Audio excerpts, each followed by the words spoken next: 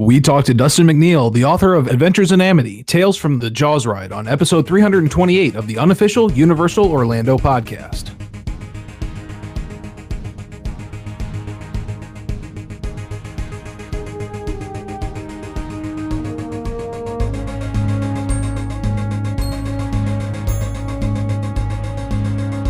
Hello, everyone, and welcome to episode 328 of the unofficial Universal Orlando podcast. I'm your host, Darren, and joining me, we have Tracy.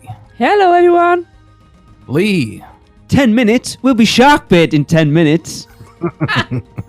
Chris. Da-na, da-na, da-na. And as I said in the intro, we are joined by Dustin McNeill, the author of Adventures in Amity, Tales from the Jaws Ride. Dustin, how are you today? I'm good, thanks. I guess this means we're cleared for departure. Yes. Tracy's pouting now because she's the only one that hasn't made a Jaws reference so far. It's going to be a punny episode. I hope so. Cool. Now, before we get to talking to Dustin, make sure you stay to the end of the podcast, as we will be giving you the chance to get your hands on a free copy of this book, and you definitely want to get your hands on it. It's amazing. Awesome. Yeah. So, Dustin, as we ask all our guests first, give us a brief history of yourself leading up to writing your book.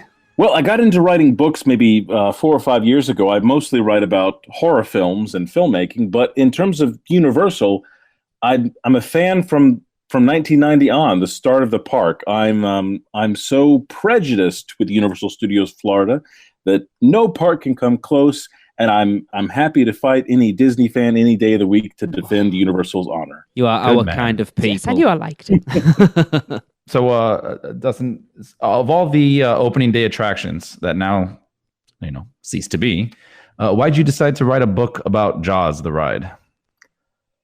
Well, it was a challenge because I'm in nostalgia love for all of the opening day attractions. It's such a wonderful part of the park that I dearly miss.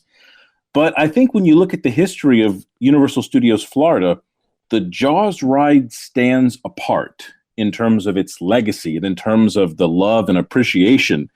If you go on YouTube and you type in any attraction, it seems like there are a billion Jaws ride videos.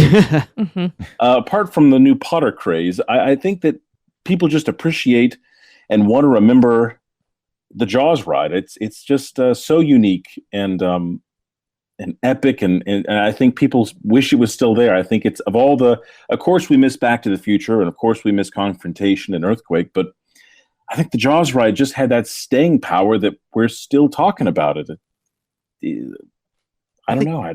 I think it's so ingrained in Universal when you think, like, I remember watching, I think it was an episode of Knight Rider as a kid when they were at Universal Hollywood, and that Jaws section was the bit they showed, and it's just so ingrained in what you're used to seeing for advertising for Universal Studios Florida back in the day, that it is probably their most iconic attraction. Not now, obviously, because it's all Potter-related stuff, but back then it was all Jaws. I remember when we were planning our first trip and realising that I was going to get to ride this ride that was based on my favourite film from being a small child, especially the first time I watched it, my brother fell off the back of the settee in fright. That really cemented how good a film that was. And I'm trying to think how old I was, probably about 7. And I just remember realising that I was actually going to get to ride this ride. And I was so excited, and of course, I rode it, and that was it. I was sucked in. That's my favourite ride ever. So, yeah. Yeah. But, and I should also mention that I'm so, but even before the ride, I'm a huge Jaws the movie enthusiast. Sitting here beside me, framed up on my wall is a cast and crew signed poster for the first film. Awesome. I mean, it's just one of those masterpieces of cinema. So yeah. to get me to fall in love with a ride about that's a pretty easy sell. Yeah, Yeah, I man. agree. Yeah. Yeah. Now, you have some really incredible interviews in the book. I'm really enjoying reading them. And already I've got a few favourites I'm going to go back and read when I'm finished. So, yeah, the interviews are with people that not only worked on Jaws, but helped mould Universal Studios Florida. Now, how much time does it take to get all of these people on board and then sit and do the interviews? On board. Nice. Tracy got hers in. It happened pretty fast. I think altogether, once I got going on it, it came together in about 11 or 12 months. Wow. Or less, really. I mean, it was so... I really didn't have to write too much of the book because so much of it is interviews. Mm-hmm. And so that saved me work on my part. I just had to interview people and transcribe it and then work with them to approve the interview. And so that made it an easy book to write because there's an attraction guide at the beginning that kind of gives you the basic history. Yeah. And then it's interviews. And that's what I wanted it to be because I put it in the title, Tales from the Jaws Ride. I wanted to get out of the way and let the people who were actually there do the talking. Yeah. And Dustin, I know from doing this podcast that we get people on who've worked on attractions and stuff like that. And basically we sort of light the touch paper and let them go. And you feel like you're cheating a little bit because it's like, I'm not really doing any work, but yeah, I'm putting decent content on that the people are going to enjoy. Did you kind of feel that way a little bit with it then? I would have if I didn't have to transcribe and edit about 55 hours of interview because there was a tremendous amount of work in it. But I enjoyed every bit of it. The difficult part got at the end when I started to realize the book has, I think, just over 30 interviews. It could have been easily over 100 or 200. There's so many people that worked on or helped create or maintain the attraction. And I knew it was going to happen. As soon as the book came out, people started getting in touch saying, oh my God, I just got your email. It went to my spam filter. Is it too late to get involved? And I had to, it has to cut off at some point. And so that was a difficult part, not knowing when to release it. You could always do a second edition. I was just going to say that. Jaws the Revenge. It's perfect. You can have that one. You see, the problem is when you said it's going to be a punny episode, Tracy took that as a challenge.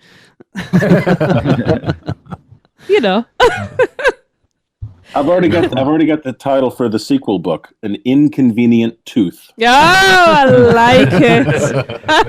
So just going off the back of those interviews then, Justin, did you do them all, were they all in person? Did you do any in person or were they over the phone or were some of them just sort of done by email? How did you conduct those interviews?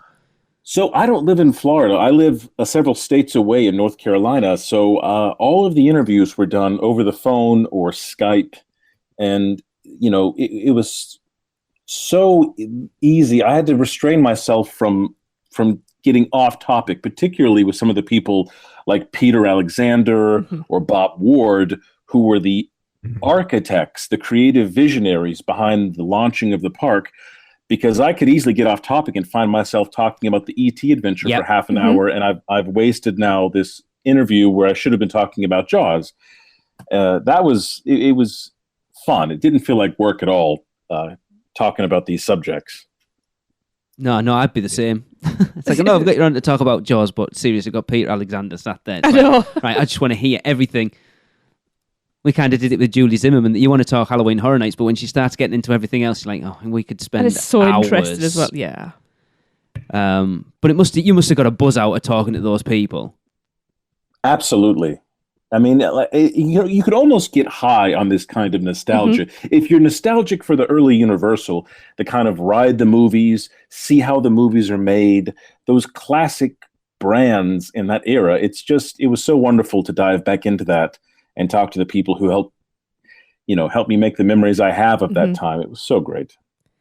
See, it's that you use the word nostalgia there, and it just made me think, because we didn't actually come to the parks for the first time until 2004, which is, I realise it's very shameful of us.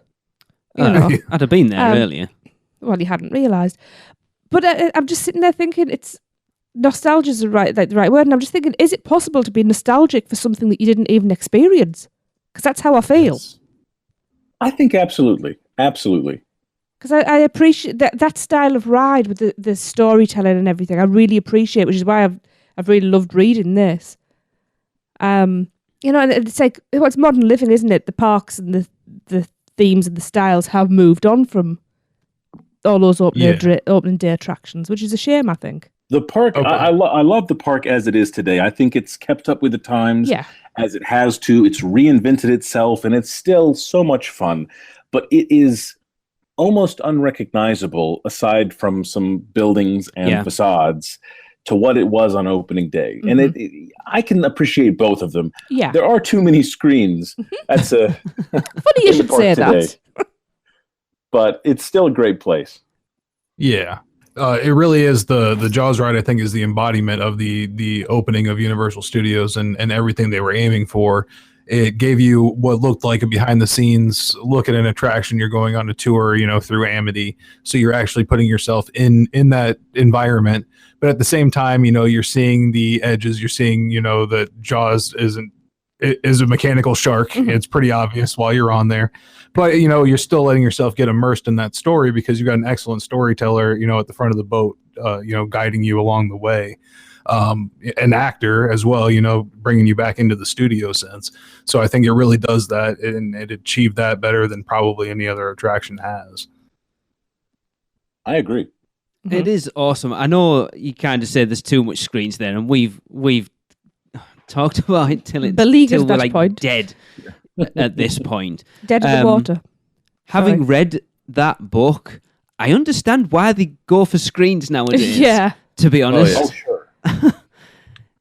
When you look at the hassle, I mean, you can't fault Universal at all. With that first iteration of Jaws, they tried to push the boundaries of what theme park attractions were so much. And I think to a certain extent, they still do that now. I mean, if you look at Forbidden Journey, that pushed what theme park attractions were, and they've always done it. And the problem with pushing things to that point is you're not always going to get it right. No. Things aren't always going to work as you want them to. And especially now when you look at how busy those theme parks are, they couldn't get away with an attraction that wasn't up sort of 95% of the day at this point. So you can understand why they do it. Yeah, it's not really the same. I would love to ride Jaws one last time. Yes. Mm-hmm. We just have to go to Osaka for that. Well, yes, that's the thing. It is still about. I'm not averse to that. The Jaws ride, the style of the Jaws attraction is kind of lost in two ways. In one respect, they're not putting animatronics in water anymore and letting you go into that physical environment because of the screens that we just mentioned. But also, on the other hand, spieling attractions are really a dying art form, it feels like. And I'd love to see a new attraction that used a performer as well as Jaws did, and even as well as Confrontation did. Yeah, that's something we say a lot. That human element just adds. It's not just a little bit; it adds so much more to an experience. It's because obviously everybody is a different personality as well. Everybody's going to deliver that script in a different way. Yeah. I remember going during Horror Nights. It was for some reason at nighttime during Horror Nights when you would ride that ride, those skippers would always somehow they're not supposed to go off script, but they'd always add their little touch into it, and it was amazing. I mean, every time we ride it, sometimes twice on a Horror Nights, night when we used to go years ago.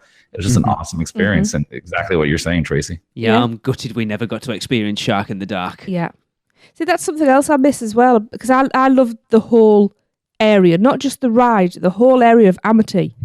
It was like in that corner of the park was like a mini vacation in your vacation, because it just was beautiful. There was times I would ride that ride, and because we're doing it so many times, I wasn't even taking in the shark or anything like that. I was actually looking at the sets and the church and the buildings and stuff like that, and I was actually looking at all the small details, and it's just such a shame. But part of what I miss is actually outside in the midway where we used to go and get the hot dogs and things, and you could sit at the side and watch the ride go around, and I loved that. And even that you can't do anywhere now. Yeah, coming from the UK too, that gave you an idea, like a little sense of that, American ephemera, 4th of July celebration going on all the time. And now you get to see London. Yeah, which we haven't even seen in this country. I don't even want to see while I live here, So, I mean, Dustin, like you say there, the spieling attractions are very much a dying thing now, and it's my biggest issue with that is every ride's the same now. Mm-hmm. If you ride Spider-Man or Transformers, they're fantastic rides, but every ride's exactly the same as the last one. Whereas when you rode Jaws, you rode it once, you might get a great skipper and it was brilliant. And then you might get someone who's not quite as into it, but it would still it would be a different experience. And you don't get that now. Every ride is the same as the last one, as the last one, as the last one, as the last one. Yeah, how can I not mention the Fast and Furious with that comment? Such a shameful carbon copy of Kong. I mean, what if the reverse was true? What if they did start just like copycatting Jaws? What a wonderful problem to have. Oh, that amazing ride was too much like the Jaws ride. That'd be the best problem ever. But instead, they're copycatting the easiest approaches. And it's not great. Yeah, I think that's left a sour taste in a lot of mouths, actually. I probably shouldn't come on here and badmouth Universal. I love it dearly. I'm surrounded by Universal crap right now, all the memorabilia. So I'm a huge fan, but I'm not afraid to. It does have a few cracks in the legacy. It does, and that's we do it week in, week out. It's because we love it so much, and we want it to be the best it can be. Mm-hmm. And it's easy for us to sit outside the bubble and see the mistakes they're making, but you don't know what goes on in the house. But we say the mistakes. We don't know. That's our opinion. I think I've seen literally 3 people in internet land say they enjoyed Fast and Furious. I think they may have been drunk. I can officially say paid. that I am actually going to get to ride it next year, and we have to do it. It's I am. You realise that there's going to be a crowd of people waiting for us to come out and see what we thought. Yeah, there's 2 different ways to say we have to do it. We have to do it, or we have to do it. I know it. Right, I know it. When we ride Fast and the Furious, I know exactly what we have to say when we come off it. If we don't like it, of course, which is call the Marines. We're going home. Nice bringing it back. The problem is we're going in with a preconceived idea of what it's going to be, and yes, but well. All right. Well, Fast and Furious is one thing, but let's get back to the book here. Yes, sorry, absolutely. That was my fault. I did that. No. Don't worry. No, it's okay. If you get off on a little bit, they'll take it all the way. Yeah, So, we love it. So, Dustin, was there anyone you wanted to interview that you didn't get to when you were writing the book? I'm sure, but right now nothing comes to mind. Actually, sure, there were people who are still at Universal. And quite high up in the executive ranks, who I think the impression I got and the opinions I got from people around them was that they don't really want to publicly go on the record about Jaws right now, because the Jaws ride isn't one of the brands they're trying to push. They want to push Jurassic Park, and Despicable Me, and all the other popular brands. And that's not Jaws right now. That's the same reason that Universal gave when I almost forgot his name. The guy tried to organize the skipper reunion when the ride was closing. Is that Tom Cruise? Tom Cruise. Tom Cruise. Yes, Tom Cruise, the great Tom Cruise. Yeah, he tried to organize the most fantastic skipper reunion, and Universal just kind of said, that's not really what we're focused on. We want to highlight the exciting things that are coming. Yeah. And that was a little disappointing. It was. I couldn't believe that when I read that. That's terrible. The thing is, though, it's still drawing attention to your theme park, though. Yeah. Show that you value your legacy. In a different way. It's like, I think they're starting to learn it a little bit now, Universal, that they've realised they've got fans who've been fans for a long time, and they are embracing it a little bit more. But they just need to look at Disney and the nostalgia that people have for Walt Disney World and realise that they need to treat their fans the same, because there are people out there that love these old attractions and do want to pay respect to them when they do take them away. And let's be honest, they've took everything away at this point. Yeah. It's sad. It is sad. It is. I mean, when we visit, I do still have to go out and buy my Jaws merchandise every time. I have to have something Sometimes I think Universal has kind of learned the lesson and is started to appreciate their own incredible legacy, like with the opening of the Film Vault store. Which, but then they'll do something like the new nighttime show opens, and I don't think I could spot one movie represented in the nighttime show that doesn't have an attraction. So it's like, if you're not hip and current and you have your own ride, we're not featuring you. Yeah. And that's disappointing because I loved the 100 Years of Movie Magic. I loved that show. Yeah, I loved spotting all the favourite old movies that came from my childhood and ones that had been before I was born that my parents had brought me up on. And it was lovely because you felt like you'd been part of something, you know. That made more sense. Because let's be honest, right? So basically, just what you said with the cinematic celebration, I keep getting them mixed up still at this point. You're basically advertising all the rides that everyone's already ridden because they've been there all day anyway. Yeah. So what's the point? I've never actually thought about it before. Instead of saying, hey, look at what we've built and look at what we're proud of. Yeah, it's...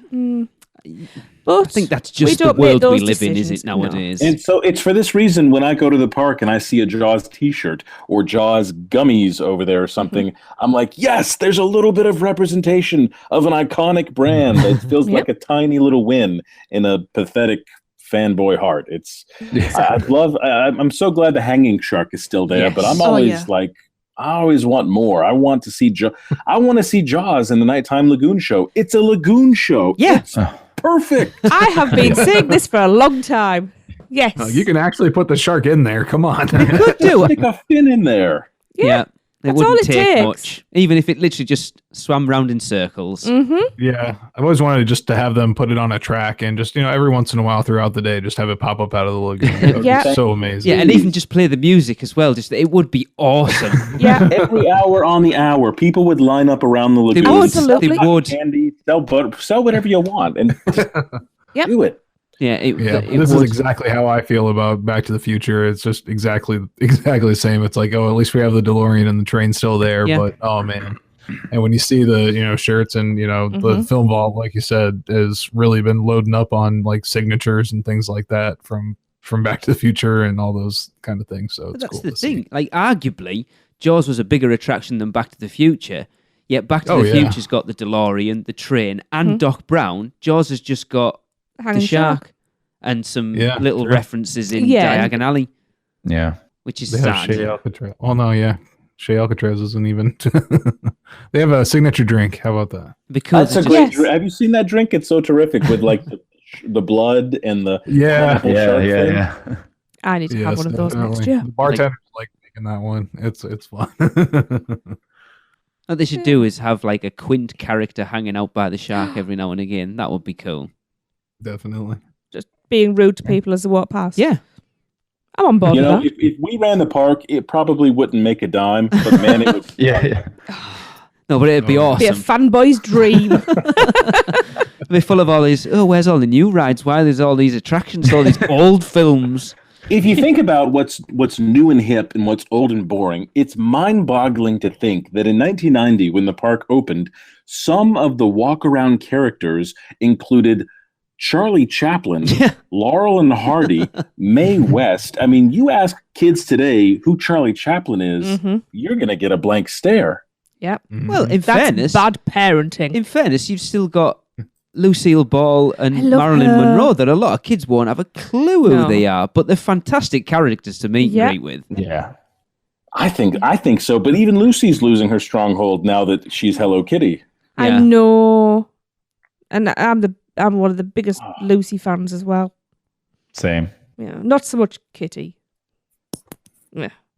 But it's kind of the same thing with Disney. We just lost the Great Movie Ride, and some of the amazing movies represented in that, the Cagneys and the Casablanca and the old Busby Berkeley musicals. Kids today, they just have no idea. No. So I don't entirely fault these massive theme parks for wanting to update the brands. No. I just wish we had more representation. So may the hanging shark always be there. Yes. Absolutely. So obviously we're all huge Jaws fans on the podcast. Goes without saying. And yes, like many people, we were all very sad to see it go.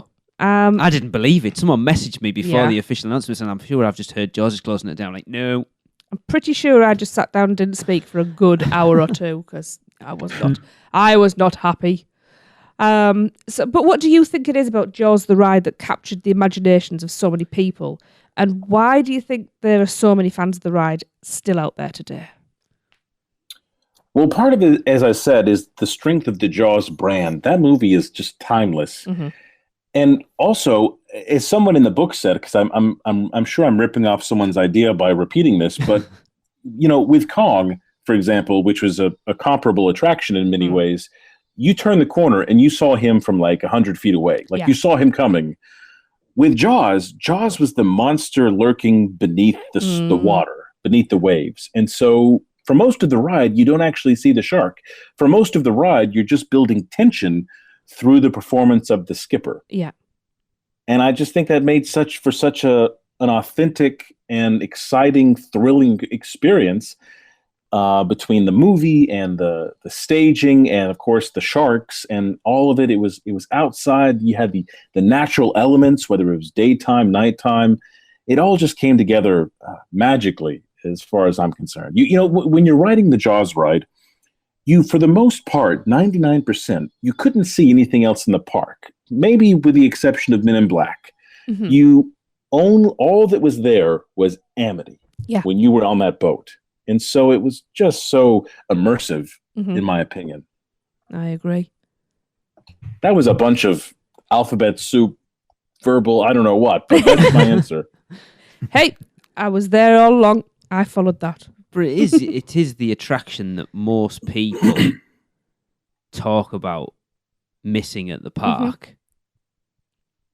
More than, like, Darren, you lament Back to the Future, and it's like, we never got to ride Confrontation, but it sounds like it was a pretty cool ride. But Jaws is the one. Well, yeah. Yeah, Back to the Future, at least it's still kind of still there. You can still, see the ride system in place. It's really sad to, go and not see Jaws there at all. I know. Yeah. At least my favourite toilets are still there. They just rethemed them. Just rethemed them. Oh my God! I was there the week. My family went down for the final week of Jaws to say goodbye, and then we came back just randomly the week that Diagon Alley opened. They were setting up for the grand opening, the celebrity premiere, and I remember seeing those blue bathrooms, and we were like, "Look, they're still here. This is incredible!" And we came back the next day, and I said, "You know what? I'm going to do something stupid. I'm going to take a picture in front of the last remaining Jaws building still standing, and I'll be damned if they didn't paint it brown overnight." Oh man! I feel like someone heard my comment that this pathetic little set of bathrooms is all I have. Yeah.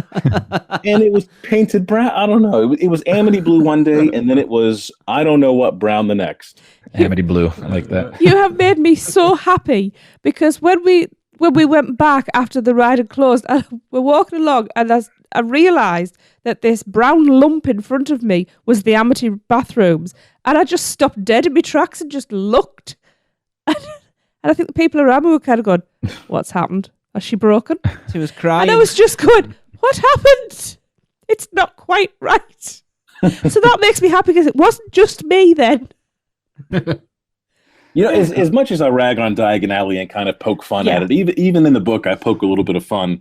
I'm happy that such a blockbuster phenomenon thing replaced Jaws. Oh yeah, yes. If they had torn down Jaws and put up Fast and Furious. Yeah, man, that would have really just. That's just bad thinking about. You mean like pulling down Disaster or Earthquake and putting in Fast and Furious? Disaster and Beetlejuice. I mean, it's a double whammy with that one. Yeah. Cool.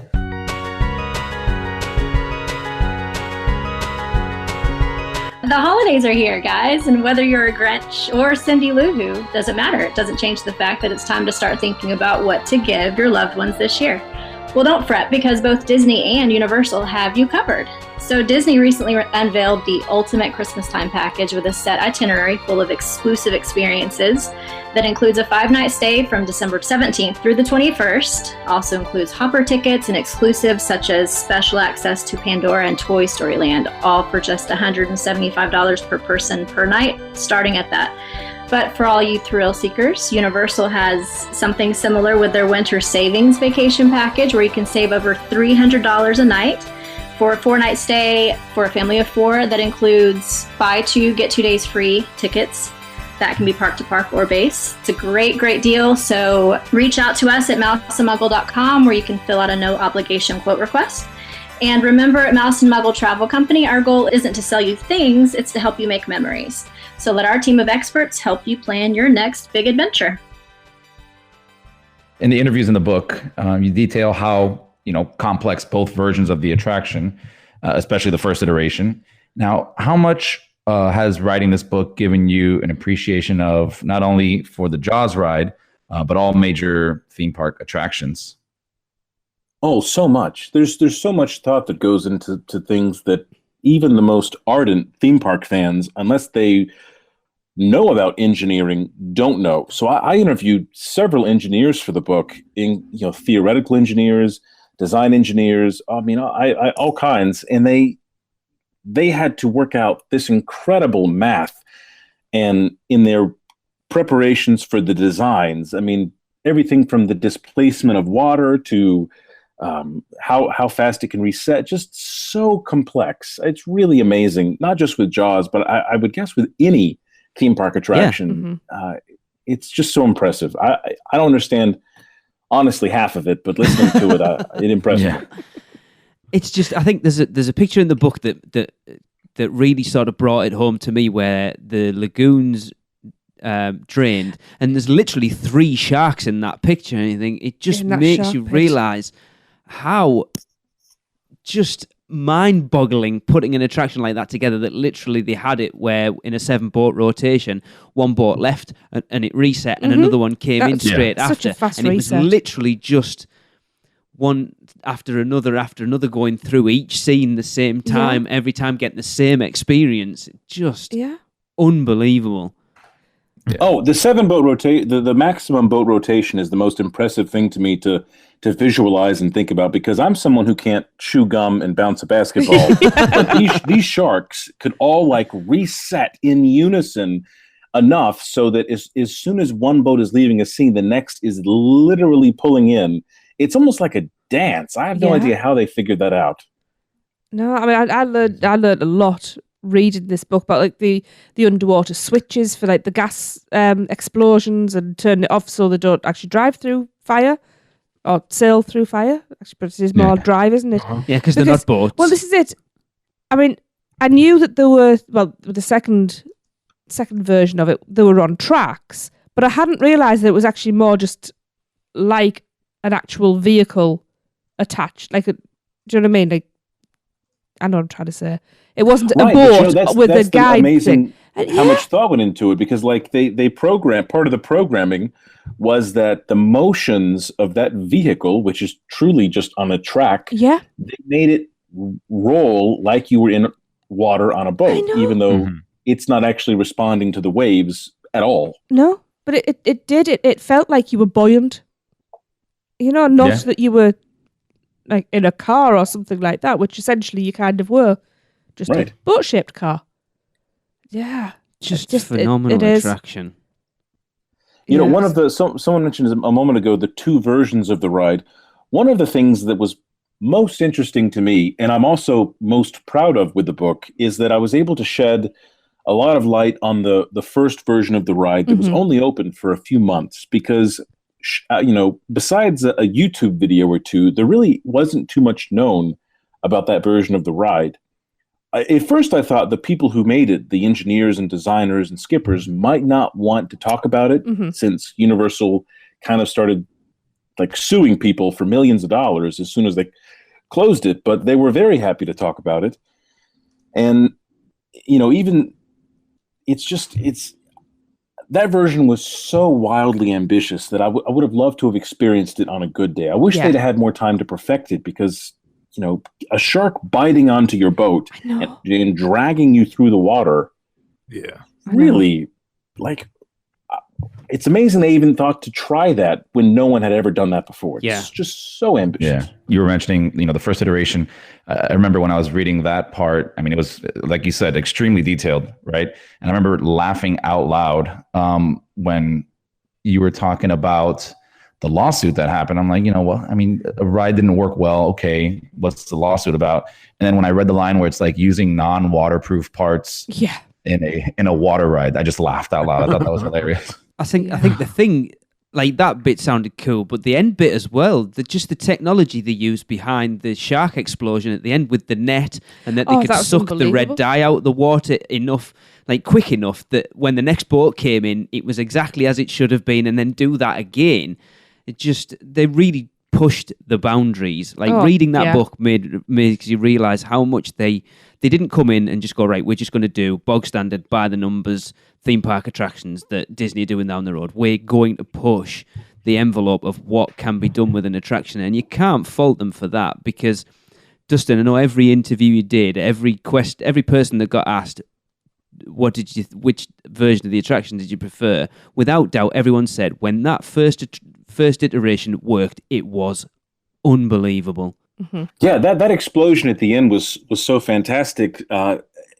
It shows you how short-sighted I would be designing a ride. I would have figured out how to make it explode, collect the shark pieces, and release the die, and I'd have been like, cool, that's it. That's all I have to do. It got the shark pieces back, and it reset. But they actually figured out that if the next boat is coming in 20 seconds, they had some kind of bubble release system to clear the water of the red dye in time for the next boat. That is so just genius to me. I would have never even thought, what are you going to do after an hour when the whole lagoon is bloody and red? But they had a system to kind of clear it up and kind of reset for the next boat every minute or so. That's just so incredible. Yeah.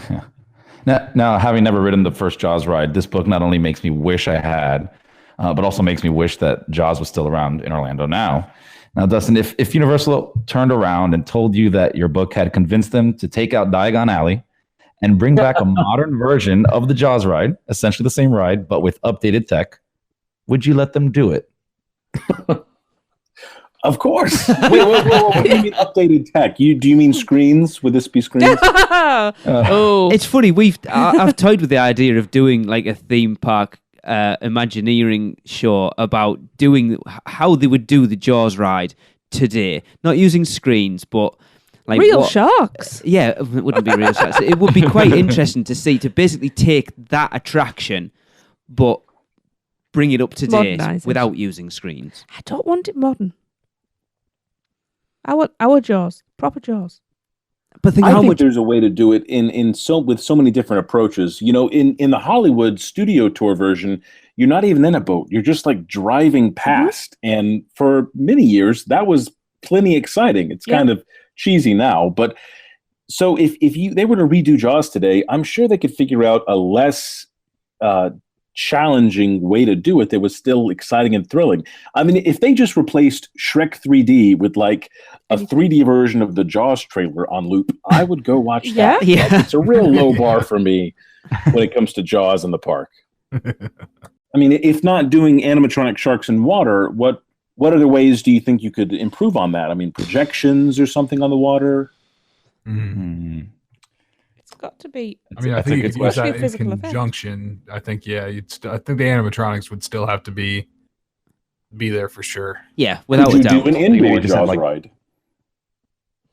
I think so. It would enable them to control the environment completely, and maybe turn on a dark and stormy sea and things like that. That would be cool. Yeah. Not a Little Mermaid style one, though. No. Please, no. More like actually, that might be great. No, she eats the little Jaws eats Ariel. It's like little wooden cutouts of Jaws coming up and down, and that sounds great. The musical scene would be 20,000 Leagues Under the Sea kind of Jaws ride where we're all on a submarine and we're under the water with him. I could see that. I'd be on board with that. That's taking it to the next level for sure. Yeah. Yeah. Still- How about we are Jaws and we're like in a Jaws mechanical underwater thing? There you go. You could do it like a Jaws escape room where the room Jaws escape room. the room is the orca with Jaws attacking it, and you have to get out before the boat fills up with water, otherwise you drown. You get eaten by the shark. Of course, I don't think. Of course, it's crazy to think that Universal would ever want to do another Jaws ride. In my wildest fantasies, what I would love to see is bringing it back to Universal's legacy. I would love to see Universal's version of the Great Movie Ride. Yes. Oh, Where yes. we had a Back to the Future scene and an earthquake scene and a Jaws scene, and they did it that way. That would be fantastic. I think we've kind of talked about that before, haven't we, Darren? Didn't you do on one of our armchair Imagineering things, starting off going through like the classic monsters and then... Exactly. Yeah, they have so much material for that. It would be awesome. Very easy for them to do that. Absolutely. Well, I think that was not so much a ride, but the rumor that the whatever the Gardens of Allah became, that was going to be some sort of Universal Museum, wasn't it? It was a rumor for the longest time, and then it was just a screening center. Yeah. Boo. That's how it happens. But I mean, going back to how technologically advanced the ride was when they started to do it, I can't remember who the interview was with now, Dustin, but they literally had that software, and they were asking the guys who created that software how to do this, and they were like, Oh, yeah. we don't know. No one's ever tried to do that before. And they had 3 different pieces of high-end software trying to get them all to talk to each other that had never been done before, and it's just... Yeah. I would have been drinking so heavily if I was that guy, because they had just like gotten the contract with Universal. It's high pressure because the failure of the first version is still so fresh, and you buy all this expensive software, and you've got to start giving. They had like a couple of weeks to give Universal the first CG like video of what the shark would do, like mathematically accurate video. And the salesman is like, "Oh yeah, no one's ever put this software together like that before. I told you it was possible, but oh my god, yeah, that was one of the engineers who was just probably the smartest person I'll ever talk to in my life."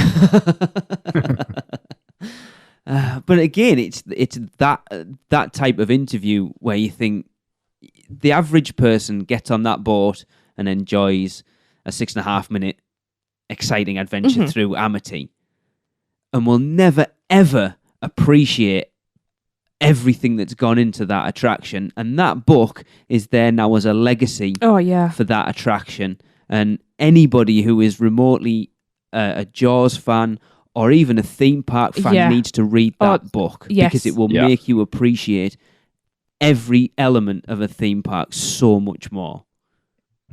Oh, without a doubt. Like, I know I'm going to go to Universal next year, and I will ride Fast and Furious, and I will come off it, and I will all over it. But I will have an appreciation of it, because I know it's quite technologically advanced, and I know there's someone has sweated his proverbials off to put that attraction together. Yeah. But you say they potentially will never bring it back. People said that about Kong, and we've now got Skull Island. So the potential, you never know. You know, I'm holding my breath for, I don't know whether we class it as 3rd or 4th gate that's coming. I would like 3rd. I would like a historical land, so it's all bring back the old rides. Yeah. Oh, like that great Universal movie the ride movie- would be perfect. I think so. Have a legacy park. Get rid of Shrek and put it in there. I would so love to be. That would be so fantastic to be wrong about that if they came back and brought one of the old attractions back. Of course, Kong is helped by the fact that we have new Kong movies coming out, which I think seems to be what gets Universal to do anything these days. You need to have a popular, not just movie, but franchise attached to an attraction if they're going to build something new. And Jaws, it just doesn't. It's been what, 20, 30 years since we've had a Jaws movie? It Yeah. must be Been a 30 long easy, time. yeah. And I don't want them to make a new one. No. So, yeah, just for the sake of the ride. No, yeah, unfortunately. Don't know. Well, then can we meet them halfway and do a mega attraction? No. That's what I was Oh, man, you stole it from me. Oh, say, Sharknado. Oh my goodness, not Sharknado. Yeah, No. I was gonna say if Jaws was still around now, and if Diagon Alley didn't take over, then that's most likely what would have happened. The skipper would have been replaced by Jason Statham, and they would have done the same ride, but just called it the Meg. Yeah. I just saw that movie yesterday, and if you're going to do a Meg ride, I think you have to do screens right. I mean, you're not going to build like a 30-foot tall animatronic fin and try and move that through water. But wouldn't it be awesome? How amazing would that be? Darren's thinking, yeah, but wouldn't it be cool? Yeah, you just can do it. No one's ever done Horizon it. of Orlando, you'd see Hogwarts Castle, the island's what do you call it? The tower, lighthouse, Yeah. and then you'd see the Meg fin towering over both of them. Yeah. You know what? We went to the moon. We can do it. Yeah.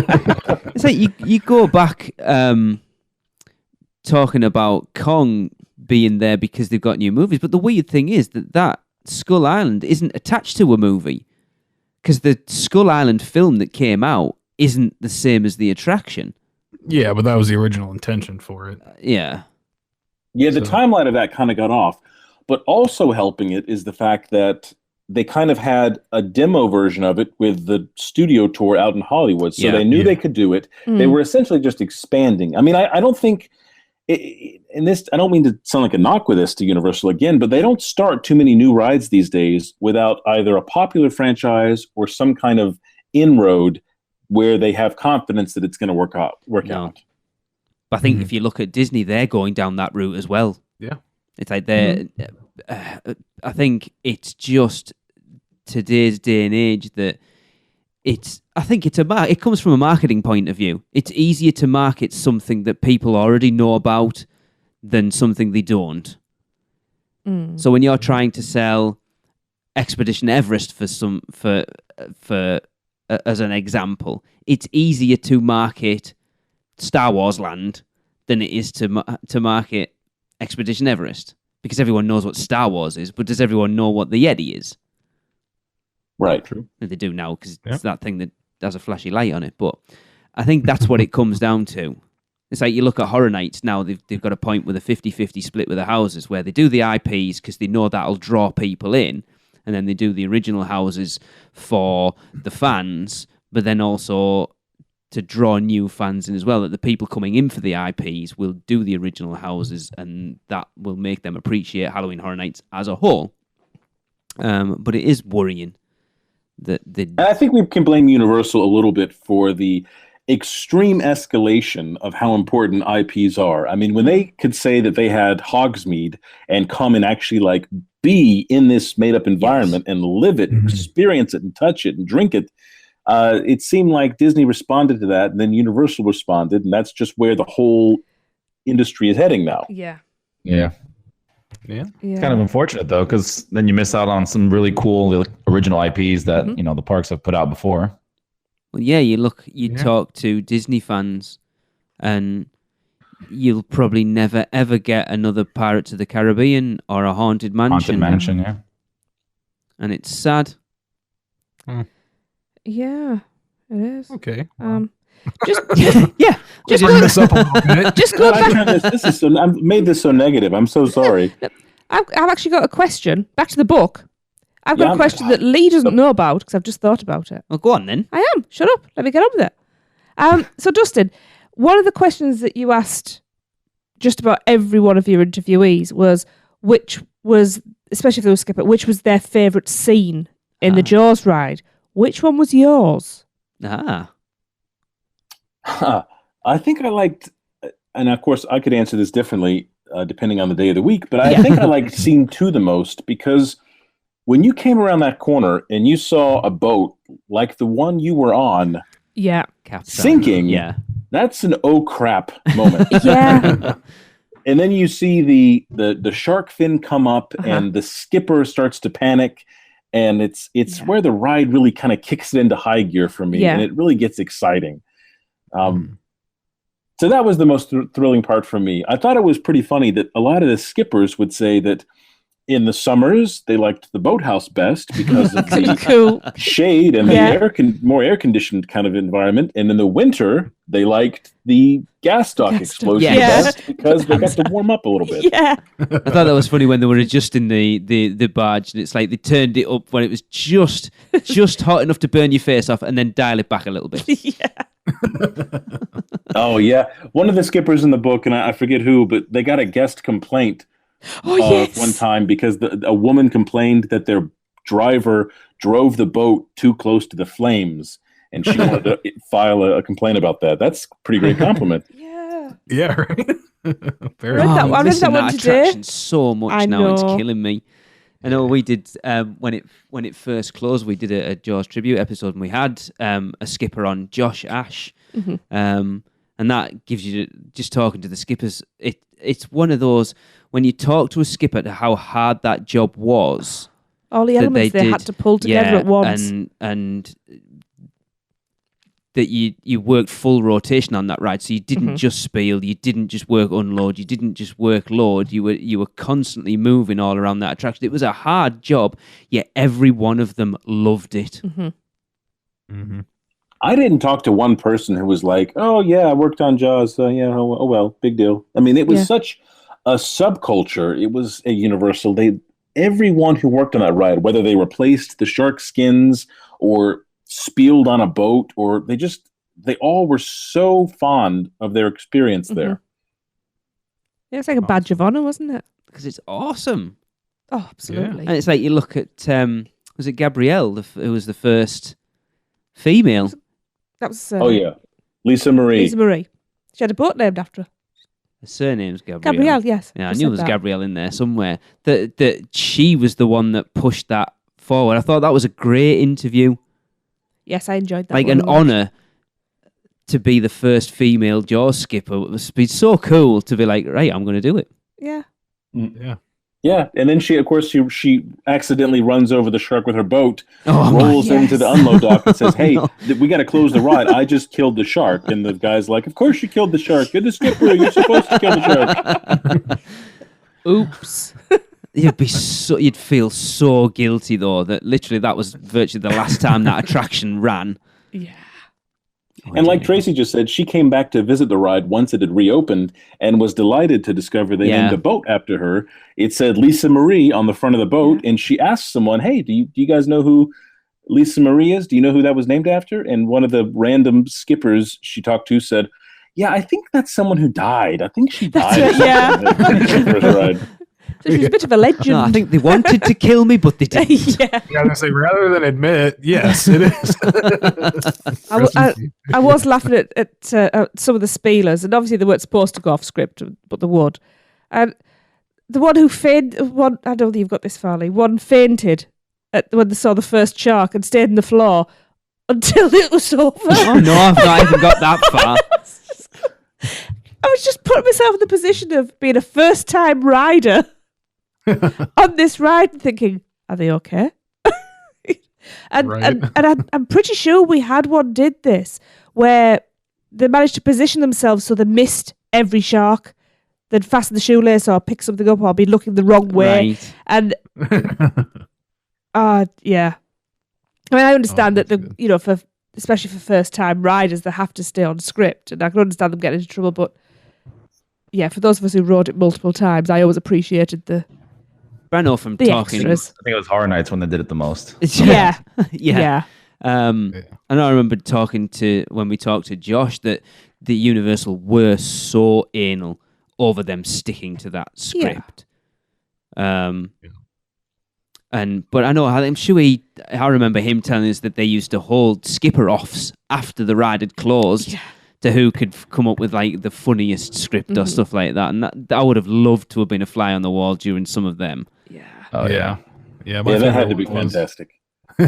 My favorite one was during Horror Nights run through where my skipper just he covered his eyes and pointed the gun in the direction. He was so basically he's just blindfolding himself and shooting the gun, the grenade launcher, perfect, straight on, all right, going under his leg and stuff like that. Those times that he can get away with it was great. I think the funniest time that we had was at the end. So he would shoot the opposite way, right? He'd shoot on the right side of the boat. The left side would get the water up going. And at the end, he goes, this gun isn't working right. Puts the gun away. He goes, I think we can kill it with our voices. Scene 3, all of you yell in this direction. Did it. And then the shark comes up all like, mutated. Nice. See, now we need more attractions that give them the freedom to do things like Yeah. that. And that's the thing, the fact that those speeding attractions aren't there, you miss out on all this. I mean, literally, what have we got now? Well, we were talking about Fast and the Furious, but that was the last time I had a great experience like that was Horror Nights this year. They have some, people that are interacting with the screen, and the person had their own script and they were kind of going for it, and it was hilarious. So that is one interesting element of that attraction, that the queue or the pre-show has spielers, but not the attraction itself. Yeah. I mean, it's I do appreciate that. Yeah, a little bit in there. So. Yeah. Yeah, you've only really got Poseidon's Fury now. Which, how long? Yeah, and the writing's been on the wall for that for a long time, hasn't it? Yeah. Yeah, I think of anything else. All right. Well, we are cutting it to the edge here, so that is going to bring us to the end of the show. But Dustin, as we alluded to earlier, we have a copy of your book to give away. So will you please let the people know the question that they must answer? Sure. What popular movie was the Jaws ride based on? Ooh. No, I'm kidding. Oh my God, that's a joke. I'm kidding. Technically, is it Jaws or was it Jaws 2? Okay, the real question is, in scene 3 of the Jaws ride, the skipper tries to hide from the shark in a boathouse. Which character from the movie Jaws does that boathouse belong to? Oh. Nice one. I'm not even sure. I know. Oh my goodness. We're going to have words later, do you? Well, if you think you know the answer, email it to us at podcast@uuopodcast.com, and you have until noon Eastern time on December 3rd. I just entered. Yeah. So we'll announce it on, I think that'll be episode 300 and what are we on? 29. Yeah. Awesome. Yeah. Just before, sorry, Darren. Just if you don't mind me jumping in. I just want to say, Dustin, from the second I've actually picked this book up, I was absolutely hooked, and you completely blew it out the water. Thank you. That's great feedback. And funny. You're welcome. I think it is. But no, I love it. I will read this multiple times. Awesome. And yeah, I think it is so important that, people are putting together what I'll consider a historical reference, to rides at Universal. Yes. Disney gets a lot of this kind of treatment, the history of rides and things like that. And I think it's important that Universal's legacy is held with these kind of things. I definitely encourage, if you're going to do another one, Back to the Future, very into that one. So love to see a compendium and more, of this kind of book for, other attractions around the park for sure.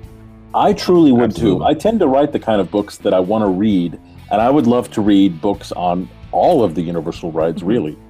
Certainly. Yeah, this, Hitchcock, that would be so amazing. Yeah. To, get the history like this on all those other attractions. It'd be so cool. The thing is, as well, the book itself is striking. You look at a lot of sort of theme park books, and they're just your typical sort of theme, your typical book size, just like a small paperback, but it's because it's like a big coffee table book. It's much more of a thing. It's an event book. Yeah. It's an adventure It's in awesome. itself. It's like a college textbook size. Let's be honest. Yeah, very true. You're getting your book's worth, that's for sure. Yeah. It is awesome. So the last thing to do is to let everyone know where they can get your book, Dustin. So let us know.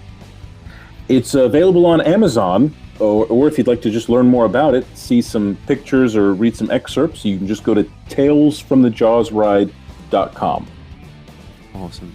And everyone, go out and pick a copy up now, because it is well worth your pound or your dollar. Yes. Awesome. Yep. All right. Well, thank you so much for being on, Dustin. And that is going to do it for the show here. So for Lee, Tracy, Chris, and Dustin, I'm Darren, and this has been the unofficial Universal Orlando podcast. Cut, print. That's a wrap for another episode of the unofficial Universal Orlando podcast. Never miss a show by subscribing on Apple Podcasts and leave us a rating and review while you're there. Not an Apple user? You can listen on Stitcher, Spotify, YouTube, iHeartRadio, or your podcatcher of choice. Email us any questions or comments to podcast@uuopodcast.com.